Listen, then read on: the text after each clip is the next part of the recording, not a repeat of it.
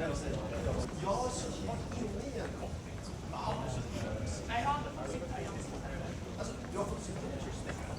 det över 2 timmar?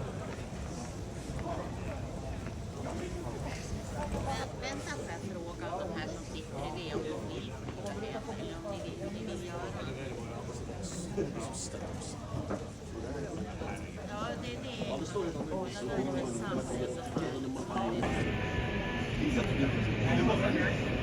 Jag satt i bilen här.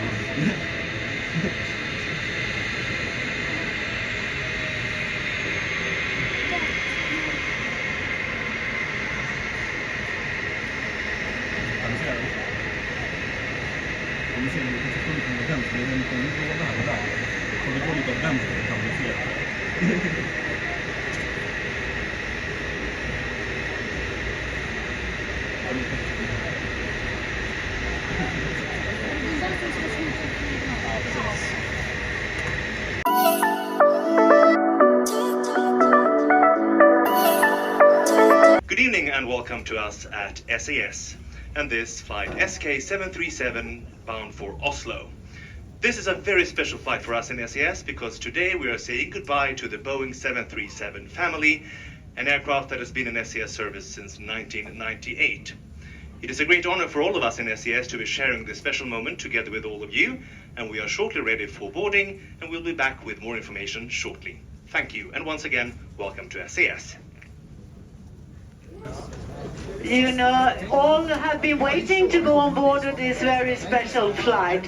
Very, very soon we will start boarding. And all of you are VIP today, and we have the total cabin is in C class. So we will board by sequences.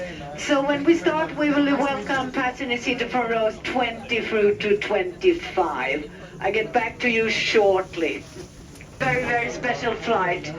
Have a nice flight. Enjoy.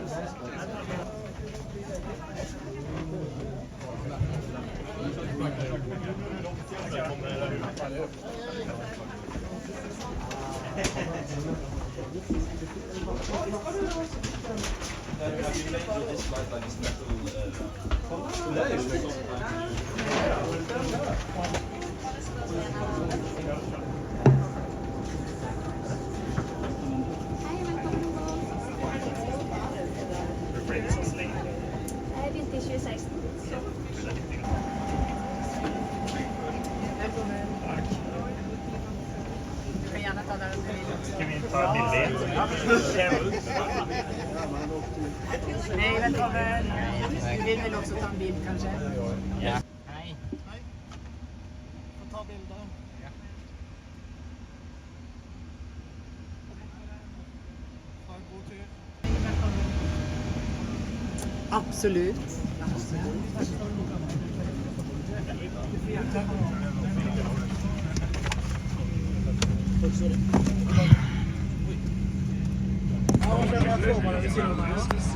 God kveld, kan alle høre meg? Det er helt fantastisk å se alle dere ombord i denne flyet som skal for siste gang fly i kommersiell trafikk.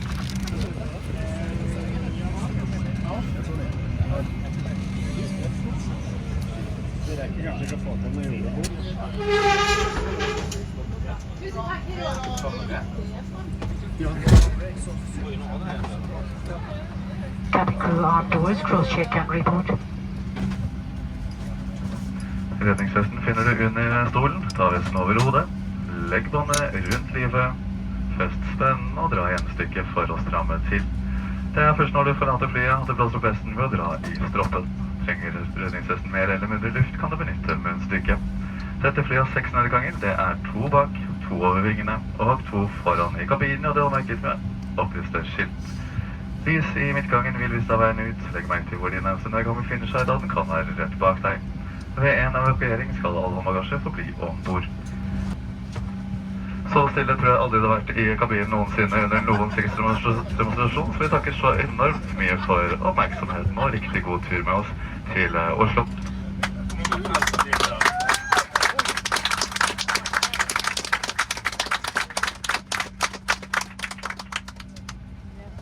But while we will open, masks will appear and gillette can be found under your seat. The emergency exits are located in the aft or in the port of the cabin. They are all marked with illuminated signs. Lights in now will guide you to the exits. Please look for the nearest exit as it may be located right behind you.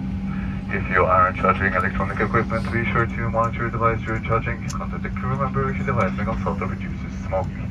Smoking and the use of electronic cigarettes is not allowed on SES flights, including in...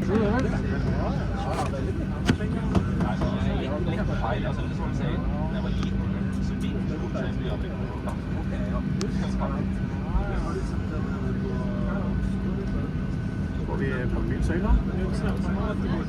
Får vi brannbilsøyla? Vi håper jo det. Kaldt vann i kuldegrader. Vann i kuldegrader på flyet. Så det bare raper i den motoren vi er på feien. Oi, wow.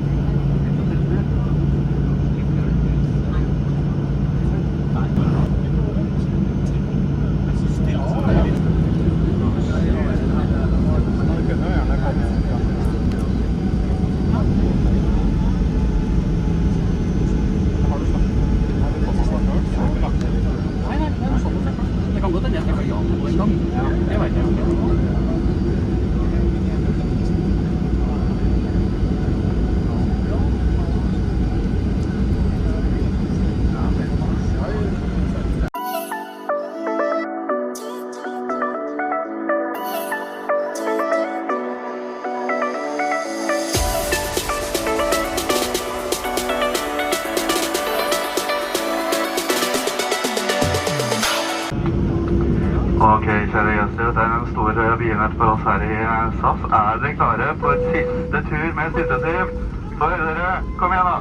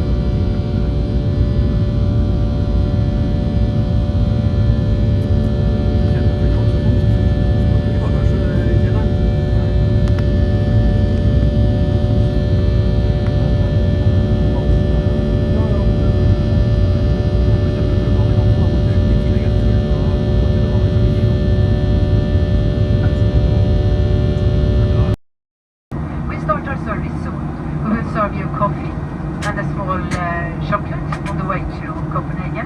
And from Copenhagen to the beautiful Norway, we will serve you champagne, of course. And for those of you who don't want any alcohol, we also have lovely tea apple juice. And more things will happen. Enjoy. Lean back.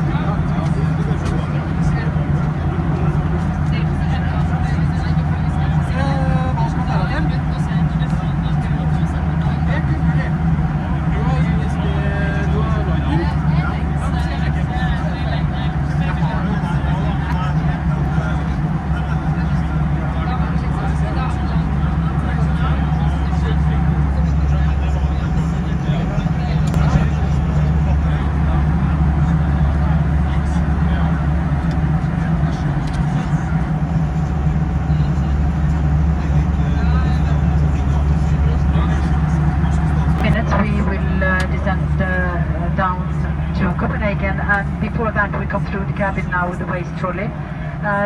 Don't feel stressed, just go on with your coffee and so, but if there's someone who wants to get rid of some cups or something, we come through the cabin with the waste trolley.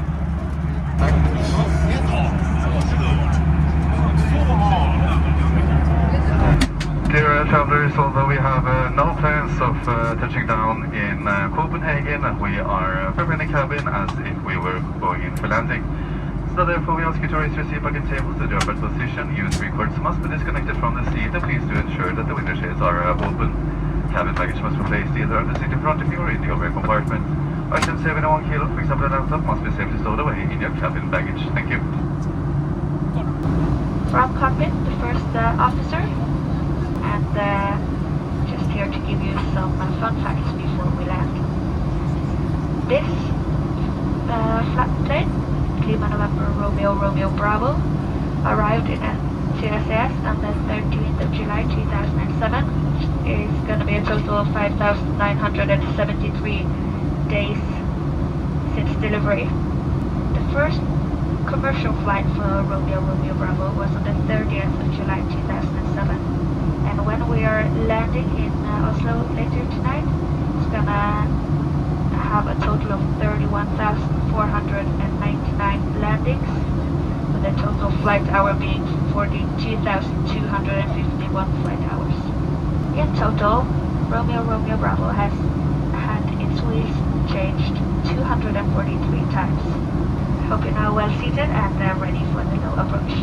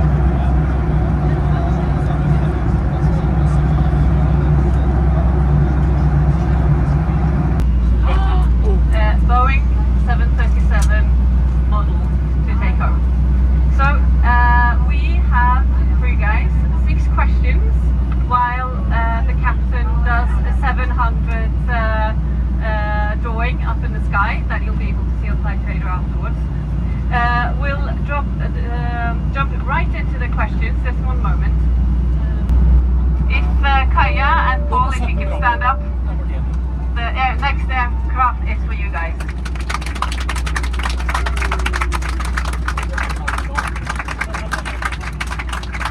The answer is of course yes. Kaya and her husband Paul met each other on exactly this aircraft over 10 years ago and got married this summer. So this is a love story. And very fitting to complete our quiz today. Thank you for joining us. We are so happy to see so many of you.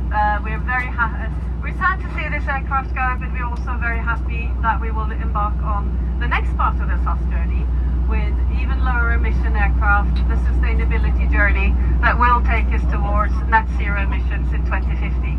So thank you for joining us and enjoy the rest of your flight.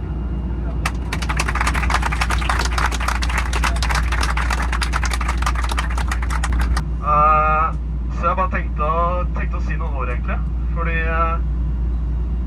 det er litt frem og tilbake med hvem som er riktig på hvor lenge skytersjø har vært i SAS-flåten. Noen sier 53, noen sier 25, noen sier 30.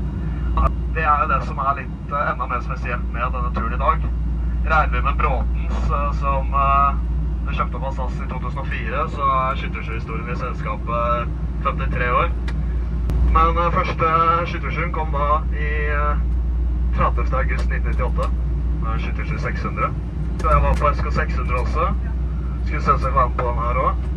Så tusen takk til crewet. Tusen takk til alle dere som er med, selvsagt. Det er flott å vite at man ikke er den eneste nerden her i verden. Så får vi skape fine minner med Airbus.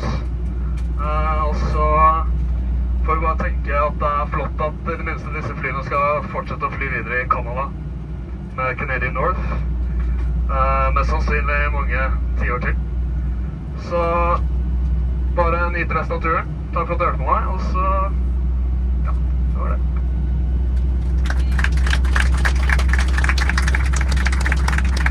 En, to, tre!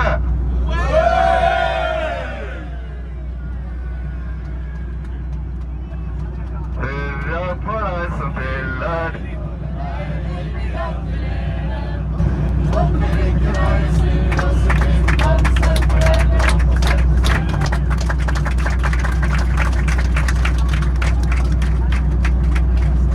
Spør du meg, så er det en perfekt måte å feire sin 18-årsdag på. Altså. Jeg håper du fikk deg et glass champagne. Flyr forbi flyplassen, og så gjør en avbrutt innflyving, en høyre sving inn og lander for siste gang. Og jeg har blitt fortalt at det er godt mulig at vi får en vannportal eller en lysportal når vi taxer inn for siste gang på den D737 i SAS-regi.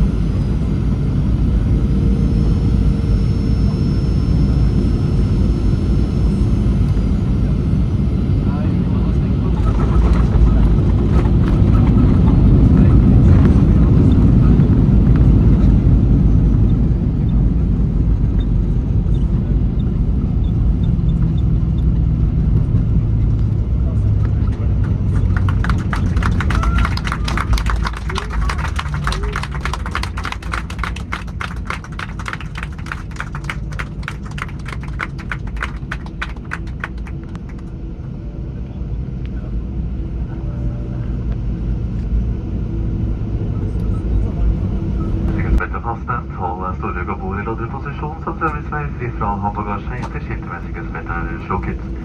Vær forsiktig når du åpner bagasjehyllen, slik at ingen bagasje faller ut, og før du går ut av flyet, og en siste sjekk, slik at du ikke glemmer igjen noe ombord. Vær også oppmerksom på nivåforskjellen mellom flyet og broen når du går av, og røyking er først tillatt i oppmerkede røykområder.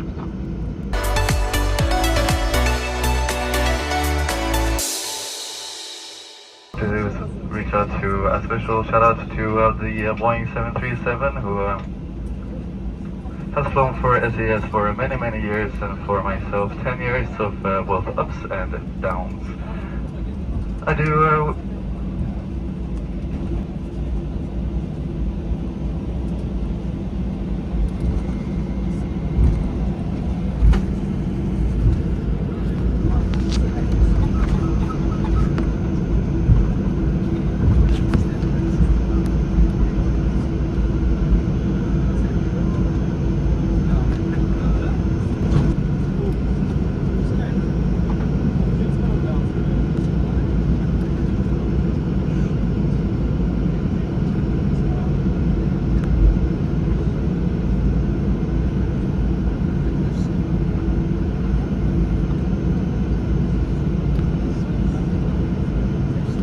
Ja, vi har fått en connection-lista. Köpenhamn går från D5, Trondheim A8, Bardufoss C6, Stavanger C1, Kristiansund C3.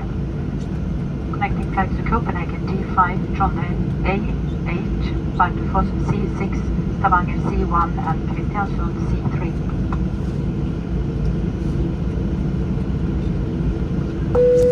Och för allra sista gången, cabin disarm doors, cross-check and report.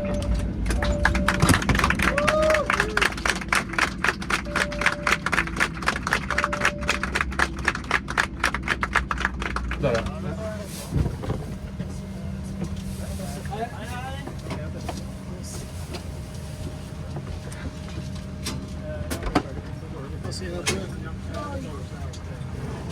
Velkommen til Oslo, og tusen takk for turen. Det har vært en fornøyelse å fly dere. Jeg håper det er alt like hyggelig som det er. Og samtidig så er det veldig hyggelig å se at alle dere ble med oss på denne turen. Tusen takk.